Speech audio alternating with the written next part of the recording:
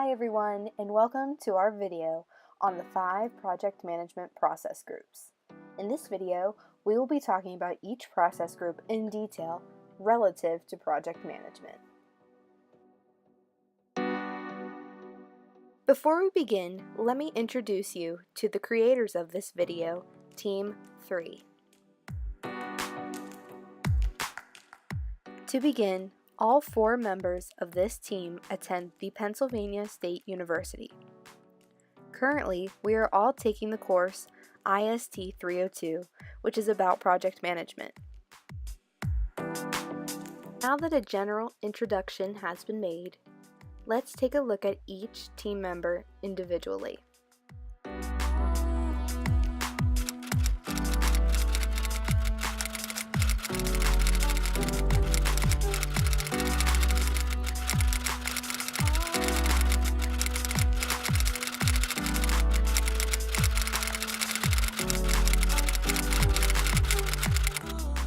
Now that introductions have been made, let's begin talking about the 5 project management process groups.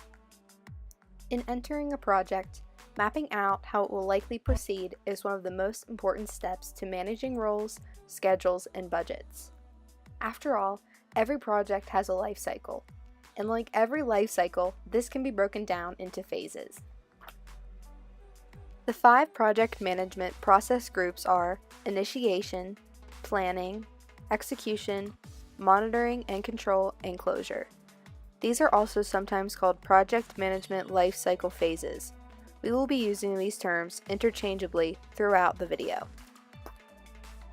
These project management phases can be applied to any process within a project as well as the project as a whole.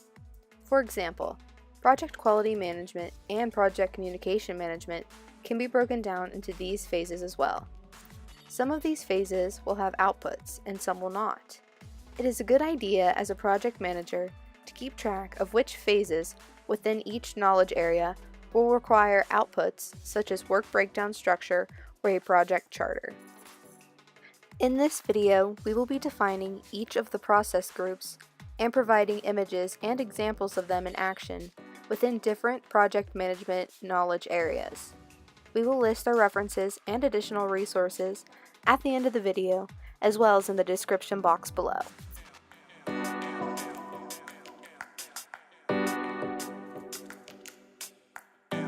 The first project management life cycle phase is project initiation. This process includes recognizing and starting a new project or a knowledge area within a project, such as project integration management or project stakeholder management. The initiation process can include creating deliverables such as a business case document or a feasibility study. These documents will help management and stakeholders decide whether or not the project is worth pursuing.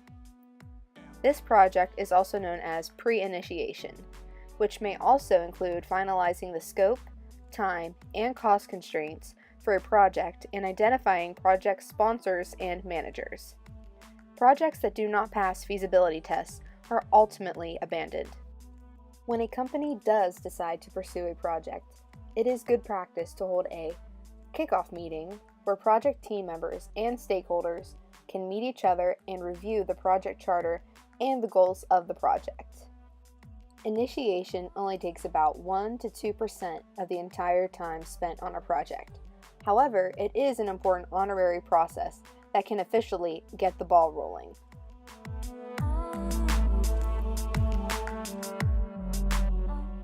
The next project management process group is project planning. This is the most important process group, so we will be spending more time on this topic. Studies show that project teams who spend more time planning and less time executing are more successful and end up saving money overall on a project. However, most project teams make the mistake of spending more time in executing. This causes them to end up running over the project budget. In this module, we will review why this happens and how a good project manager can prevent this with solid project planning. A plan is required to guide execution. This process group encompasses every knowledge group and is designed to help obtain resources, acquire financing, and procure required materials for project execution. The planning phase will also prepare the team members for possible obstacles and will guide the team in producing deliverables that will satisfy the customer.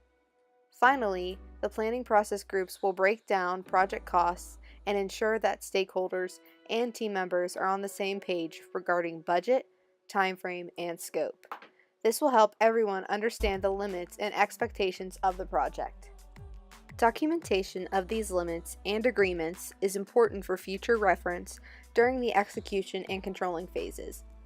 Therefore, in the planning phase, project managers should develop a team contract, a scope statement, a work breakdown structure, a project schedule, and a risk register.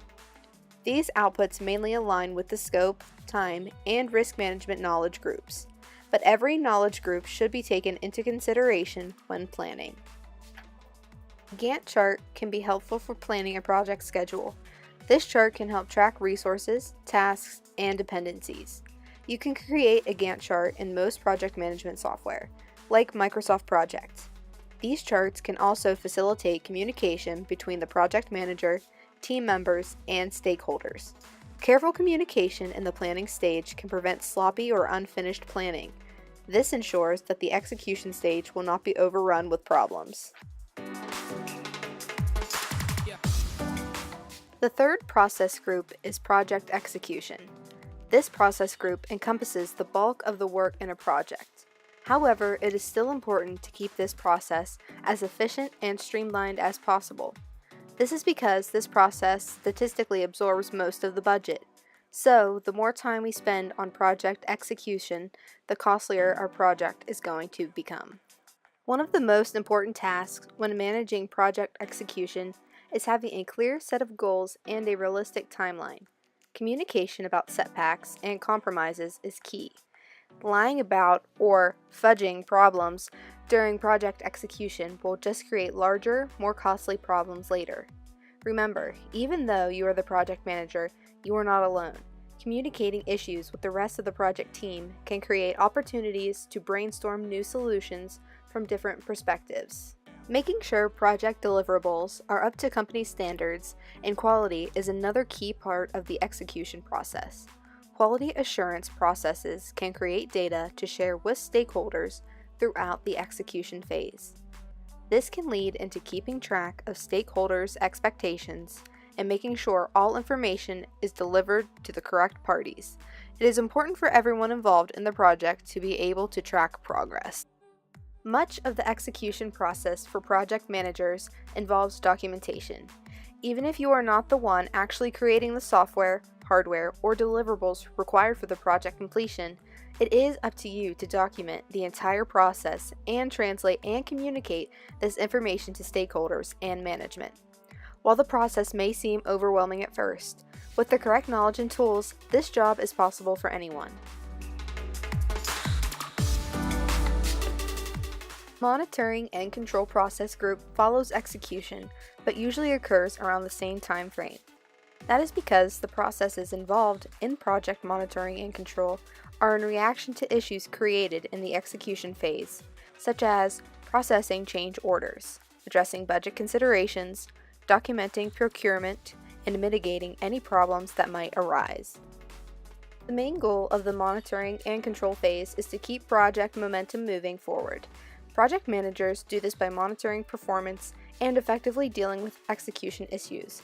This involves keeping an eye on documents and tasks you create during the planning and execution phases, such as project scope, schedule, budget, and quality.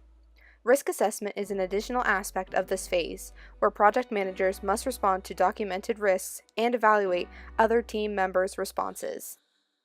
Finally, this phase requires project managers to report progress to stakeholders and upper management. Effective and honest communication during this phase will help build trust between involved parties and create a common understanding of progress towards goals.